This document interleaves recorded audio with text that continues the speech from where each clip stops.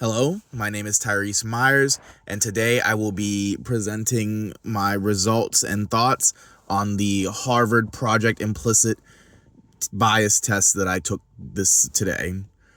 I chose the African American versus European American, the skinny versus fat, and the religion implicit bias test.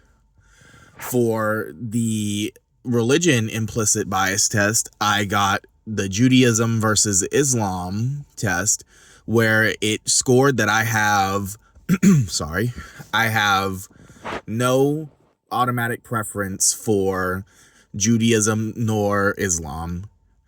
I On the African American versus European American test, I also scored no automatic preference for African American versus European American.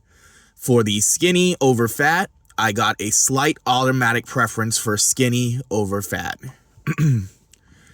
When taking these tests, I tried not to think too hard or to try very hard. I just wanted to let the tests be a true representation of how I felt. So I was not going for any kind of weight or leaning. I truly wanted to see where I stood. I was genuinely surprised that I had no automatic preference for African American versus European American. I feel like, especially in today's world, there is always a even the slightest of lean towards one versus the other. I did myself expect to be leaning towards African Americans, especially with problems I've had in my life and issues that have happened throughout my years on this earth. It makes me very happy to know that I don't have a preference for either.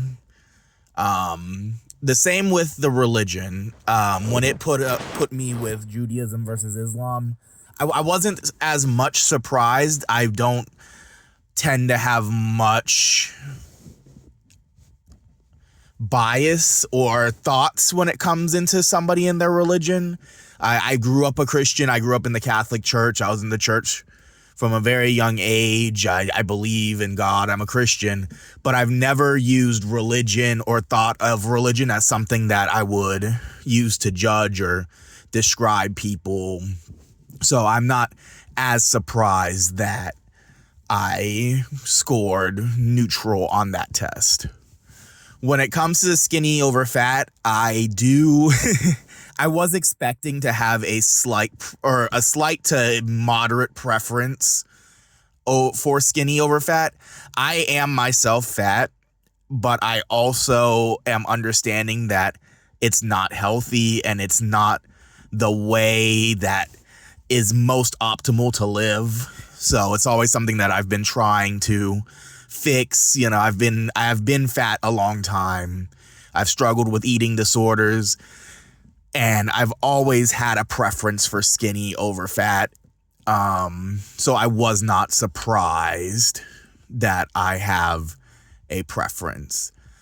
When it comes to what I can do to increase cultural humility in it, I definitely think that I need to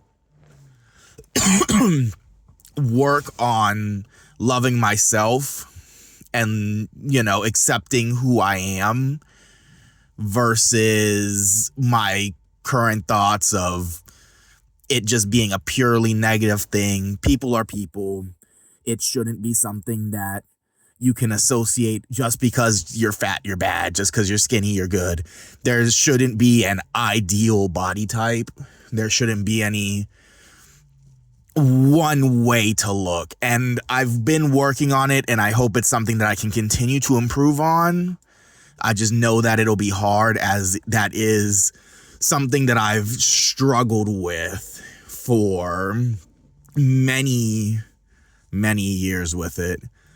I do want to take more of these tests. These were just the 3 that I believed were very important, or probably the most accurate to me.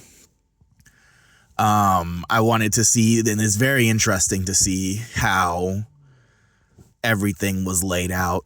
And then the charts afterwards, especially with the African American versus European American, it was interesting to see the United States chart, the United States pie chart, or graph, sorry, showing what areas had made a preference for European Americans being good versus African Americans being good. And you saw that the areas where there was a good amount of cultural diversity had scored either neutral or slightly biased to one side, whereas the further north into more areas where there were European Americans versus deeper south where there was more African Americans, it showed the change into the strong feelings towards African Americans and European Americans. I also thought that graph was very interesting because in some of the areas where they have strong bias towards African Americans over European Americans are still some of the most segregated and bigoted areas that we still have in the US today. So I thought that was a very interesting thing I noticed. Again, in total, I do want to take more of these tests just to see where I am on the bias. I think that we can all learn from tests like this, but I think it shouldn't be something that should define us. Even if the test says that we are not biased or we lean one way or another, we shouldn't let it define us. We should be able to learn, grow, and change based on what findings we have, but also take it in stride, knowing that it is just one singular test that cannot dictate the way you live. So that was my findings, and that is my speech for this class. Thank you.